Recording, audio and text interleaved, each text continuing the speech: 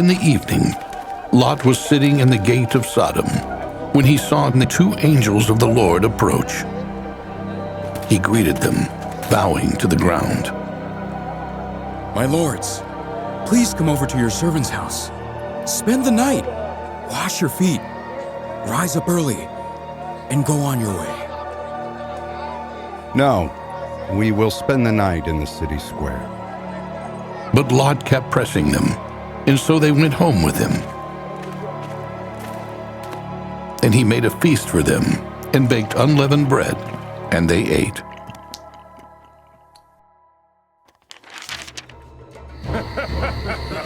Before Lot's guests could go to bed, the men from all over the city, both young and old, surrounded Lot's house. "Hey, where are the men who came to you tonight? Bring them out to us, that we may know them." Lot went out, stood in the doorway, and shut the door behind him.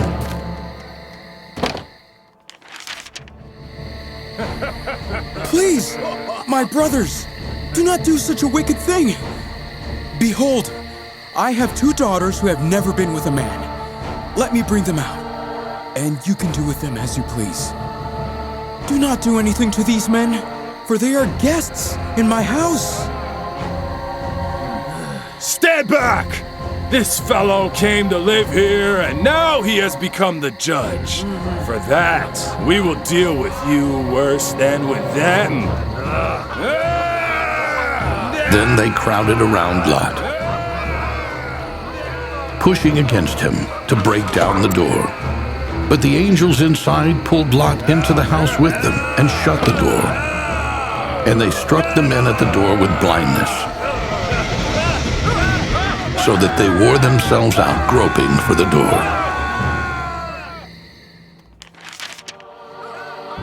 The angels said to Lot, "Do you have anyone else here?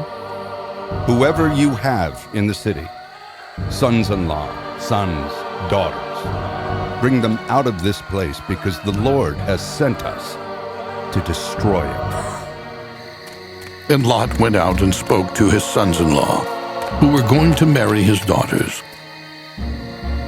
"Get up! Leave this place! The Lord is about to destroy the city!" But his sons-in-law did not take him seriously. As morning dawned, the angels urged Lot, "Get up and take your wife and your 2 daughters, or you will be consumed in the punishment of this city." But Lot lingered. So the men seized him, his wife, and his daughters by the hand, the Lord being merciful, and they brought them and set them outside the city. "Flee for your life! Do not look behind you, and do not stop anywhere in the valley. Escape to the hills, otherwise you will be swept away." "Please, no, my lord! Behold, you have shown your servant great mercy by saving my life, but I cannot escape to the hills. I am afraid the disaster will overtake me and I will die. Look, there's a small town nearby. Please, let me escape there."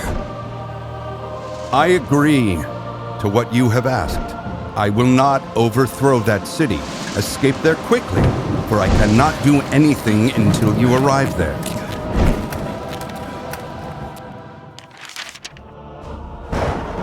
By the time Lot came to Zoar, the sun had risen over the land, and the Lord rained sulfur and fire out of the sky on Sodom and Gomorrah. And he overthrew the cities, the entire plain, and everything that grew in the ground. But Lot's wife, behind him, looked back and became a pillar of salt.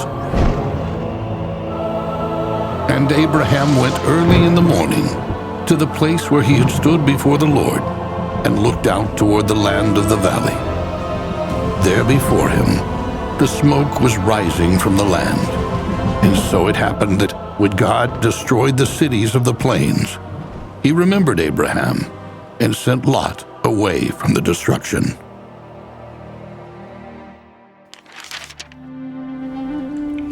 Lot was afraid to live in Zoar. So he went up into the hills and lived in a cave with his 2 daughters. And the firstborn said to the younger, Our father is old, and there is not a man in the earth to come unto us in the customary manner. Let us make our father drunk with wine, then we will lay with him. In this way, our father will have descendants.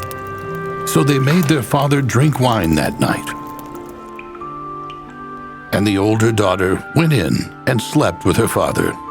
Lot did not know when she lay down or when she rose. The following night, Lot's daughters also made their father drink wine, and the younger one slept with him. Lot did not know when she lay down or when she rose. The firstborn gave birth to a son and called him Moab. He is the ancestor of the Moabites. The younger also gave birth to a son and called him Ben-Ami. He is the ancestor of the Ammonites.